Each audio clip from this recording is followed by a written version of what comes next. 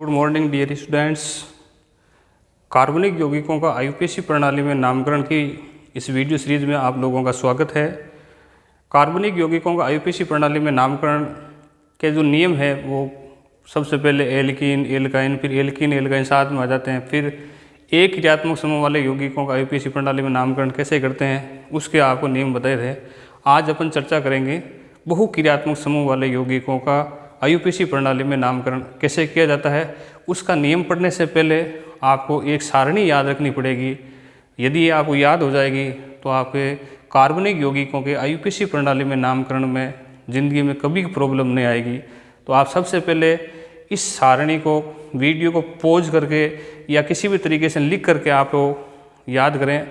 और अभी आप फिर इसमें इस वीडियो के साथ में मैं लिंक भी एक प्रोवाइड करवा दूंगा जिसमें भी आपको एक प्रिंटेड ये सारणी उपलब्ध हो जाएगी। वैसे आप लिख भी सकते हैं।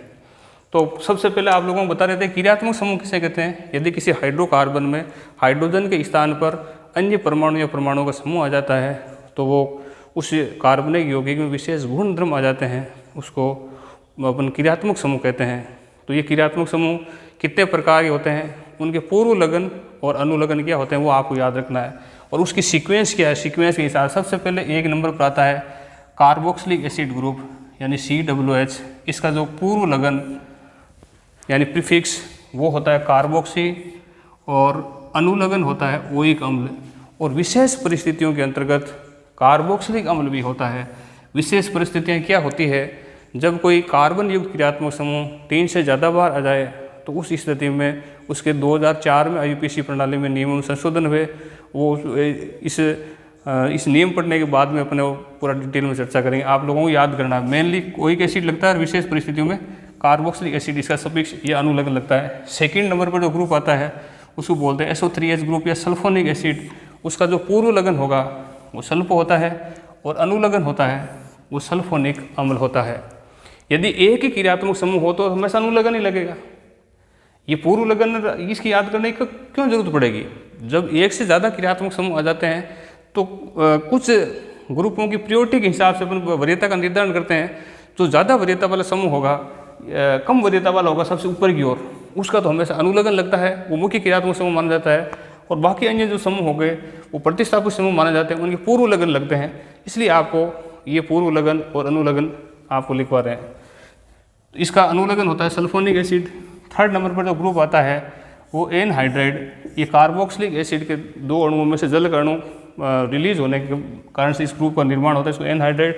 इसका कोई पूर्व लगन नहीं होता, हमेशा अनुलगन लगता है और इसका अनुलगन लगता है ओइक एनहाइड्राइड। फोर्थ जो आपको लिखवाया गया है COR, यह आपके एस्टर ग्रुप है। इसका पूर्व लगन 2 लगते हैं, या तो एल्केनोइलॉक्सी लगता है या लगता है एल्कोक्सी कार्बोनिल। कब एल्केनोइलॉक्सी लगता है, कब एल्कोक्सी कार्बोनिल लगता है, तो इसके कुछ उदाहरण लेंगे तब आपको समझाने का प्रयास करेंगे।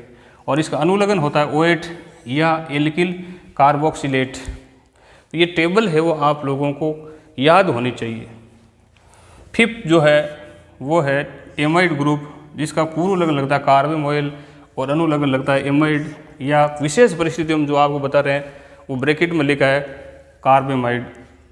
6 जो ग्रुप है वो है ऑयल हेलाइड। इसका पूर्व लगन लगता है हेलो कार्बोनिल, अनुलगन लगता है ऑयल हेलाइड या हेलो फॉर्मेट।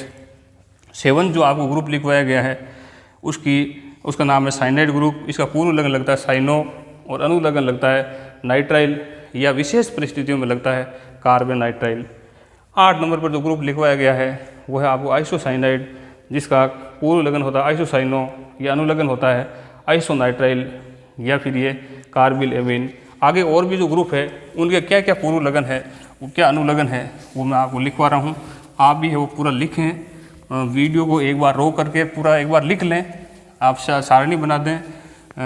फिर ये वो आपको प्रिंटेड कंप्यूटर जब टाइम मिलेगा तो प्रिंटेड सारणी उपलब्ध करवाने का भी प्रयास रहेगा।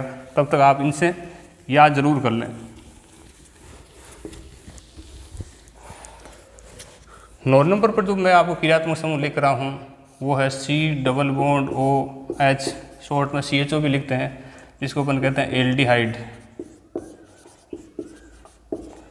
इसके 2 तरीके के पूर्व लगन लगता है। एक तो आपके लगता है ऑक्सो, यह लगता है आपके फॉर्मिल। कब तो ऑक्सो लगेगा, कब आपके फॉर्मिल लगता है, वो भी एग्जाम्पल लेंगे तब आपको समझाएंगे। यदि पूरा ग्रुप ये बाहर रहता है श्रृंखला में CH2 ग्रुप, तो तब तो फॉर्मिल लगता है, केवल ऑक्सीजन बाहर रहता है तो ऑक्सो लगता है। और इसका अनुलग्न जो होगा वो होता है एल। और विशेष परिस्थितियों में इसका जो अनुलग्न लगता है वो लगता है कार्बोएल्डिहाइड। विशेष परिस्थितियाँ क्या होती है, इसके क्या एग्जाम्पल्स है, वो अपन बाद में चर्चा करेंगे। फिर इसके बाद में जो आगे वाला जो ग्रुप है वो है C डबल बॉन्ड हो, दोनों साइड में कार्बन के ग्रुप जुड़े हुए हों, तो इस ग्रुप को बोलते हैं कीटोन। कीटोन का पूर्व लगन हमेशा लगता है ऑक्सो और इसका अनुलग्न लगता है ओन। कीटोन ओन, इस तरीके से ओन।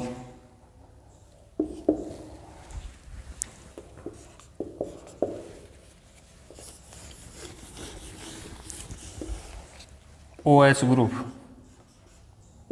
इसको अपन क्या बोलते हैं, एल्कोहल। इसका पूर्व लगन लगता है वो हमेशा लगता है हाइड्रोक्सी, और जो अनुलग्न होता है वो आपको पता है ओल। एल्डिहाइड का एल, इसका ओन, इसका ओल। यदि ऑक्सीजन के स्थान पर सल्फर आ जाए, SH ग्रुप होता है, उसको बोलते हैं थायो एल्कोहल ग्रुप, थायोल। SH सामान्य नाम होता है इस ग्रुप का थायो एल्कोहल।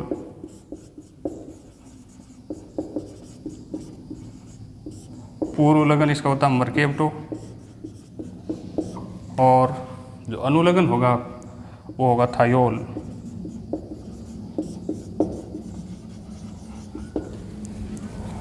और भी जो ग्रुप्स है,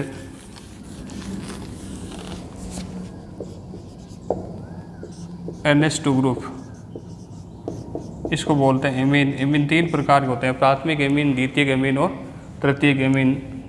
वो आपको पूरा समझाने का प्रयास करते हैं। प्राथमिक एमीन का कैसे नामकरण होगा, इसका क्या पूर्व लगन होता है, क्या अनुलग्न होता है, ये जनरल इसका पूर्व लगन होता है वो होता है एमिनो, और अनुलग्न होगा एमीन। तो ये एमीन ग्रुप की आपको बात बताई। ऐसे ही आपके X कोई ग्रुप जुड़ा हुआ हो, जिसको अपन बोलते हैं हेलो, या R जुड़ा हुआ होगा तो एल्किल हेलाइड होगा। X के अंतर्गत F हो सकता है, Cl हो सकता है, Br हो सकता है और I हो सकता है।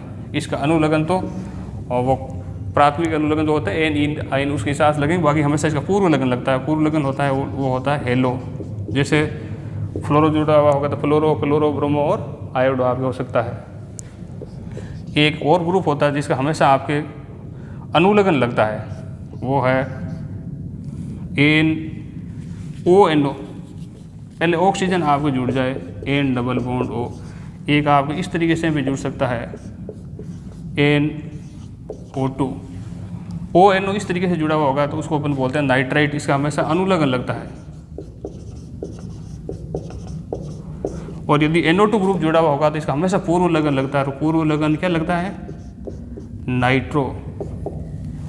ऐसे ही आपके एक ग्रुप बनता है ईथर।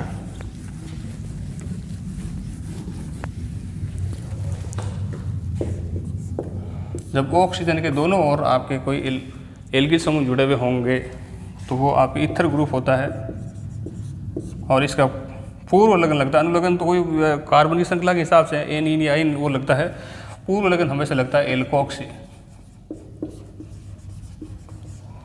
जैसे ओ का आगे CH3 जुड़ा होगा तो मेथोक्सी, ये जनरल OR आपसे व्यक्त करते हैं, या आपके एथोक्सी, प्रोपोक्सी, ब्यूटोक्सी, इस तरीके से।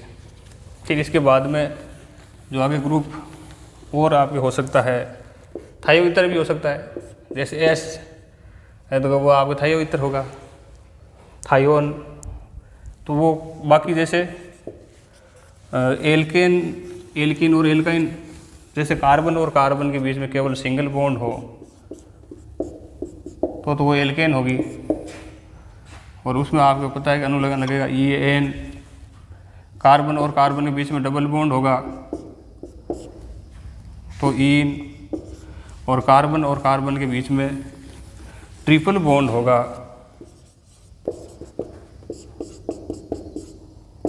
तो आयन पूरे ऐसे 20-21 जो क्रियात्मक समूह है उसके बारे में आपको बताया। आपको सबसे पहले ये सारणी है वो याद करनी है। अब अपन चर्चा कर रहे हैं बहुक्रियात्मक समूह वाले यौगिकों का आईयूपीएसी प्रणाली में नामकरण कैसे करते हैं, उसके नियम क्या है।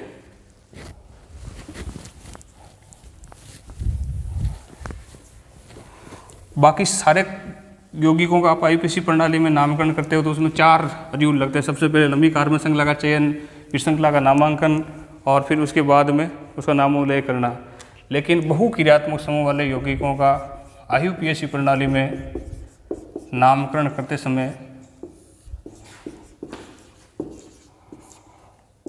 पहले तो आपको बात आती है बहुक्रियात्मक समूह वाले यौगिक कहते किसको है। जैसे मैं आपको उदाहरण की सहायता से समझा रहा हूँ। कोई एक ऐसा कार्बनिक यौगिक जिसमें 2 या 2 से अधिक आपके भिन्न भिन्न ग्रुप आपके जुड़े हुए हों, 2 से ज़्यादा अलग अलग प्रकार के ग्रुप आपके जुड़े हुए हों।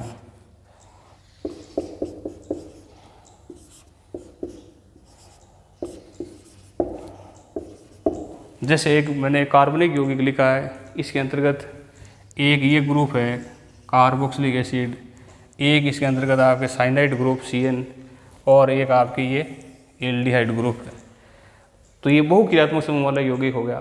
तो सबसे पहले आपको बहुक्रियात्मक समूह वाले यौगिकों का आईयूपीएसी प्रणाली में नामकरण करना है। तो सबसे पहले आपको काम क्या है, क्रियात्मक समूह की पहचान करनी। सबसे पहले क्या करना है आपको, क्रियात्मक समूह की पहचान करनी। और क्रियात्मक समूह की पहचान होगी तो उसमें आपको ये पहचान करनी है कि इसमें कौन सा मुख्य क्रियात्मक समूह है। तो मुख्य क्रियात्मक समूह कौन सा होगा, तो आपको एक जो सारणी अभी बताई थी उस सारणी के अनुसार जो वरीयता के अनुसार पहले आता है वो समूह होगा मुख्य क्रियात्मक समूह, और बाकी क्रियात्मक समूह होंगे वो प्रतिस्थापित समूह होंगे। जैसे इसमें आपके 3 एक कार्बोक्सिलिक एसिड है, एक साइनाइड है, एक आपके एल्डिहाइड है। तो इन तीनों में से सबसे 1 नंबर पर ये ग्रुप आता है। तो ये तो हो गया मुख्य क्रियात्मक समूह। तो एक तो ग्रुप होगा वो क्या होगा, मुख्य क्रियात्मक समूह, और जो अन्य ग्रुप होंगे वो सारे आपके क्या माने जाते हैं, प्रतिस्थापित समूह। तो बहुक्रियात्मक समूह वाले यौगिकों का आईयूपीएसी प्रणाली में नामकरण करने का जो नियम है, सबसे पहले दिए गए कार्बनिक यौगिक में क्रियात्मक समूह की पहचान करनी है और उन क्रियात्मक समूह में से मुख्य क्रियात्मक समूह की पहचान करनी है। मुख्य क्रियात्मक समूह वो क्रियात्मक समूह होगा जो वरीयता के अनुसार पहले आता है। जैसे इसमें कार्बोक्सिलिक एसिड है, बाकी जो समूह होंगे वो प्रतिस्थापित समूह माने जाएंगे। फिर ऐसे यौगिकों का आप नाम लिखोगे तो मुख्य क्रियात्मक समूह का तो हमेशा आपको क्या लगेगा, अनुलग्न लगेगा।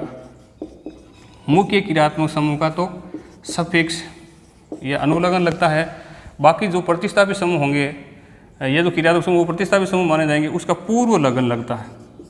इसलिए आपको वो सारणी याद करने की जरूरत होगी। तो कई क्रियात्मक समूह के अनुलग्न लगेंगे मुख्य क्रियात्मक समूह के, बाकी के वो पूर्व लगन आपके लगेंगे। बहुक्रियात्मक समूह वाले यौगिकों का आईयूपीएसी प्रणाली का नामकरण करने का नियम में सबसे पहली बात आपको समझ में आ गई होगी। आपको क्रियात्मक समूह की पहचान करनी है और उनमें से भी मुख्य क्रियात्मक समूह की पहचान करनी है। बाकी वाले जो समूह होंगे वो प्रतिस्थापित समूह आपके कहलाते हैं। आपका सबसे पहला काम क्या है, मुख्य क्रियात्मक समूह की पहचान करना। अब बाकी वाले जो नियम होंगे वो सेम ही नियम होंगे जो आपको पहले बता चुके हैं। सेम नियम कौन कौन से, आपको फिर इस मुख्य क्रियात्मक समूह की पहचान कर ली। पहला काम आपके थोड़ा बाकी से भिन्न मुख्य क्रियात्मक समूह की पहचान। मुख्य क्रियात्मक समूह की पहचान होगी तो सेकंड नियम है लंबी कार्बन श्रृंखला का चयन। लंबी कार्बन श्रृंखला का चयन। इस वीडियो में मैं आपको नियमों के बारे में बताने का प्रयास कर रहा हूँ। बाकी जो बहुत से जो उदाहरण होंगे नेक्स्ट वीडियो की सीरीज में अपने वो लेंगे। तो पहला नियम तो आपको बता दिया, मुख्य क्रियात्मक समूह की पहचान। मुख्य क्रियात्मक समूह की पहचान आपको बता दिया। फिर इसके बाद में आपको लंबी कार्बन श्रृंखला का चयन। इसका भी जो बाकी वाले वो रूल है वो सेम कॉमन रूल है जो आपको वीडियो की पूर्व सीरीज में बाकी वालों को बता चुके हैं। जो अलग नियम है वो मैं आपको समझाऊंगा। बाकी वाले आप वो नियम होंगे सेम ही होंगे। तो अलग क्या है, सबसे पहले आप लंबी कार्बन श्रृंखला का चयन करोगे तो उस लंबी कार्बन श्रृंखला का चयन करना है जिसमें मुख्य क्रियात्मक समूह का कार्बन श्रृंखला में शामिल हो जाना चाहिए। लंबी श्रृंखला तो होगी लेकिन वो लंबी श्रृंखला होनी चाहिए जिसमें मुख्य क्रियात्मक समूह का कार्बन श्रृंखला में शामिल हो जाना चाहिए। और ऐसे क्रियात्मक समूह जिसमें कार्बन नहीं है तो जिस कार्बन से वो जुड़ेंगे वो कार्बन श्रृंखला में शामिल हो जाना चाहिए। फिर आपको वो कार्बन की लंबी श्रृंखला आपकी होनी चाहिए। जैसे मैं आपको उदाहरण की सहायता से समझा रहा हूँ। एक तो कार्बन युक्त क्रियात्मक समूह का उदाहरण लेते हैं और बाकी है वो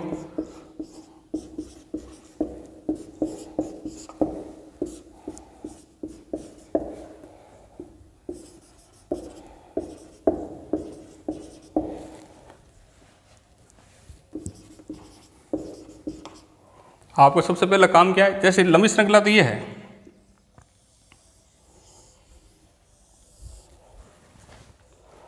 लेकिन ये मुख्य क्रियात्मक समूह का कार्बन है वो श्रृंखला में शामिल नहीं हो रहा है। नियम क्या है, सबसे लंबी कार्बन श्रृंखला भी होनी चाहिए, मुख्य क्रियात्मक समूह का कार्बन शामिल हो जाना चाहिए। तो आप इसमें ये श्रृंखला का चयन करोगे तो सही होगा, और ये आप चयन करोगे तो गलत हो जाएगा। और जिन क्रियात्मक समूह, अब जैसे ये CN जो समूह है ये यहाँ प्रतिस्थापित समूह माना जाएगा, तो इसमें आपको कार्बन को श्रृंखला में इसमें शामिल नहीं करना। शामिल कर लोगे तो इसका पूर्व लगन कैसे लगेगा। तो ये भी बात है कि अपन ये श्रृंखला का भी चयन कर सकते हैं, लेकिन ये नहीं करेंगे, इसको बाहर रखेंगे क्योंकि ये सब्स्टिट्यूट ग्रुप है, ये प्रतिस्थापित समूह है, क्योंकि मुख्य क्रियात्मक समूह ये हो गया। अब ऐसे कार्बनिक यौगिक जिसमें खुद में आपके क्रियात्मक समूह में कार्बन नहीं हो, जैसे मैं आपको उदाहरण बता रहा हूँ SO3H का, बाकी कोई और ग्रुप आपके जोड़ दिया, जैसे OH जोड़ दिया, ये आपके CHO ग्रुप जोड़ दिया,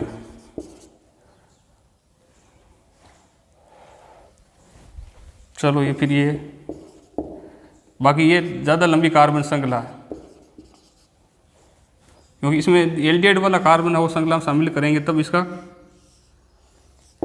वो आपको फॉर्मूला लगेगा। इसको शामिल कर सकते तो आपको करना चाहिए, लेकिन ये श्रृंखला का चयन करोगे तो आपके गलत हो जाएगा, क्योंकि इसमें क्रियात्मक समूह जिस कार्बन से जुड़ रहा है वो श्रृंखला में शामिल नहीं हो रहा है। तो मुख्य क्रियात्मक समूह या तो कार्बन वो होगा वो शामिल हो जाना चाहिए, कार्बन ने जिस कार्बन से जुड़ रहा है वो श्रृंखला में आपको शामिल होना चाहिए। तो सबसे पहला तो आपके नियम था बहु क्रियात्मक समूह वाले यौगिकों को IUPAC प्रणाली में नामकरण का, मुख्य क्रियात्मक समूह की पहचान करनी वरीयता के हिसाब से। सेकेंड रूल है लंबी कार्बन श्रृंखला का चयन, और बाकी वाले जो नियम है मुख्य क्रियात्मक समूह का कार्बन वो तो आपको बता ही दिया, बाकी वाले नियम वो एल्केनों के अंतर्गत आपको बता चुके हैं। यदि मुख्य क्रियात्मक समूह का कार्बन शामिल करते हो फिर लंबी श्रृंखलाएं आपकी बन रही हो भिन्न भिन्न कार्बन वाली, तो आपको उस लंबी कार्बन श्रृंखला का चयन करना है जिसमें ज़्यादा प्रतिस्थापित समूह आने चाहिए। फिर इसके बाद में आपके थर्ड रूल जो इसके अंतर्गत है, बाकी वाले यौगिकों की तरह इसमें भी है आपको श्रृंखला का नामांकन या क्रमांकन। श्रृंखला का नामांकन या क्रमांकन किस सिरे से आपको करना है। श्रृंखला का नामांकन, नामांकन के रूल को मैं आपको शॉर्ट में पहले भी बता चुका हूँ, यह आपको समझा रहा हूँ। सबसे पहले आपको किसको वरीयता देनी है, मुख्य क्रियात्मक समूह। दोनों साइड से मान लीजिए ऐसी स्थिति आई मुख्य क्रियात्मक समूह बराबर हो, तब आपको किस चीज़ की वरीयता देनी है। द्विबंध है तो द्विबंध को, द्विबंध भी दोनों साइड से बराबर हो तो फिर आपके त्रिबंध को, और त्रिबंध भी दोनों साइड से बराबर हो तो उस स्थिति में आपको फिर क्या देखना है, प्रतिस्थापित समूह किस साइड से नज़दीक है। फिर अंग्रेजी वर्णमाला अगर वो रूल है बाकी वालों यौगिकों की तरह ही लगेंगे। तो ये थर्ड रूल होगा श्रृंखला का नामांकन या क्रमांकन का आप किस तरीके से करोगे। फोर्थ जो रूल है वो नामोल्लेख। सबसे पहले नामोल्लेख में भी मैंने आपको शॉर्ट में बताया था, आपको सबसे पहले क्या लिखना है, प्रतिस्थापित समूहों के पूर्व लगन आपको लगने हैं। यानी सबसे पहले आपको उसको पूर्व लगन आपको सबसे पहले लिखे जाएंगे। तो अंग्रेजी वर्णमाला के अनुसार आपको लिखना है, नंबर से कोई मतलब नहीं, नंबर आगे दर्शा देंगे। फिर उसके बाद में आपको क्या लिखना है, मूल नाम। मूल नाम आपको कार्बन की श्रृंखला के चयन के हिसाब से मेथ, एर, प्रो, ब्यूट, पेंट, हेक्स, एफ, इस तरीके से। फिर उसके बाद में आपको लगेगा प्राथमिक अनुलग्न, और प्राथमिक अनुलग्न 3 प्रकार के होते हैं। कार्बन कार्बन के बीच में सिंगल बॉन्ड है तो एन, डबल बॉन्ड है तो नंबर दर्शा करके इन, ट्रिपल बॉन्ड है तो नंबर दर्शा करके आइन। फिर उसके बाद में आपको मुख्य क्रियात्मक समूह का अनुलग्न लगाना है, वो आपके क्या कहलाएगा, सेकेंडरी सफिक्स कहलाता है या द्वितीयक अनुलग्न कहलाता है। तो ये बहु क्रियात्मक समूह वाले यौगिकों के IUPAC प्रणाली में नामकरण के नियम थे। और इसके जो जितने भी उदाहरण हैं, बहुत से अपने उदाहरण लेंगे तब आपकी पूरी स्थिति है वो क्लियर हो जाएगी। इस वीडियो सीरीज़ को आप कंटिन्यू देखते रहें, यह आपके ऑर्गेनिक केमिस्ट्री में बेसिक कंसेप्ट को क्लियर करने में बहुत ही इम्पोर्टेंट है। और भी बेसिक कंसेप्ट से रिलेटेड वीडियो भी आप मुझे अवगत करवाएं, जैसा आप कहेंगे वो आपके इस YouTube चैनल पर अपलोड करने का प्रयास रहेगा। धन्यवाद।